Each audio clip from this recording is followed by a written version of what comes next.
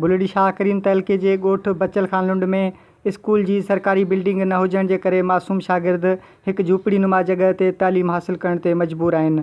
हिननि मासूम शागिर्दनि लाइ समाजी तंज़ीम तरफ़ां उस्ताद मुक़ररु थियल आहे जेको हिननि मासूम शागिर्दनि खे तालीम ॾिए थो।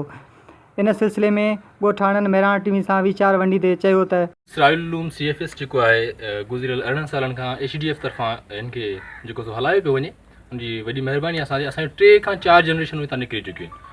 मां पाण हींअर BA पियो कयां, तक़रीबन सिंध यूनिवर्सिटी में मुंहिंजी दाख़िला आहे ऐं हिननि ॿारनि जे करे पंहिंजे कैरियर खे छॾे मां हिननि ॿारनि जे करे हिते अची जेको सो 8000 पघार ते, पहिरीं असां 3500 में कमाईंदा हुआसीं, 8000 पघार ते हिननि ॿारनि खे जेको सो तालीम ॾियूं पिया त जीअं इहे बि असां वांगुरु अॻिते हली बीह सघनि ऐं समाज में हिकु बहितर शहरी थी सघनि। ऐं हीअ स्कूल 18 सालनि खां हले पियो। काफ़ी भेरा इलेक्शननि जे अंदरि सियासतदान आया आहिनि जेके असां हिन स्कूल जे बारे में ॿुधायोसीं, पर न को बिल्डिंग आहे, न को लाइटिंग सिस्टम आहे, न को फर्नीचर आहे। असां पाण जेको सो पट ते वेही हिते 18 सालनि खां जेको सो स्कूल में जेको तालीम ॾियूं पिया, वठूं पिया। बाक़ी ॿिए कंहिं बि सियासी माण्हू या गवर्नमेंट जो हिन तरफ़ को रुझान कोन्हे।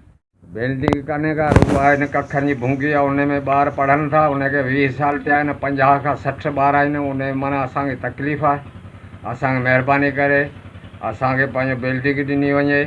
जो बरसाति पए थी त बिल्डिंग जेका आहे उहा माना जेको आहे बिल्डिंग त असां वटि कान्हे का, कखनि जो भूंगो आहे, सॼो टुनियो पए।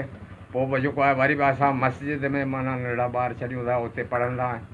महिरबानी पहुचे त असांखे बिल्डिंग ॾिनी वञे। स्कूल कचो आहे, असांजा नंढड़ा ॿार पढ़नि था हेठि पट ते वेही। असांजी वॾी ॻाल्हि इहा, असांजे ॻोठ जो स्कूल आहे कचो आहे, नंढड़ा ॿार असांजा तक़रीबन 50-60 पढ़नि था और हेठि पट ते वेही पढ़नि था। असांजे स्कूल ॾींहुं जा अहिड़ो को फर्नीचर सुठा ॾींहुं जो असांजा ॿार सुठो माना सुठी पढ़ाई कनि। जी नाज़रीन, तव्हां हितां जे ॻोठाणनि शागिर्दनि ऐं उस्ताद जूं ॻाल्हियूं ॿुधियूं। हिननि हुकूमत खां मुतालबो कयो आहे त ॻोठ जे स्कूल खे बिल्डिंग ॾियण सां गॾोगॾु फर्नीचर ऐं ॿियूं बुनियादी सहूलियतूं मुहैया कयूं वञनि त जीअं तदरीसी अमल सुठे नमूने सां हली सघे। कैमरामैन अब्दुल वदूद लुंड सां गॾु ज़ुल्करनैन लुंड, मेराण टीवी, बुलड़ी शाह करीम।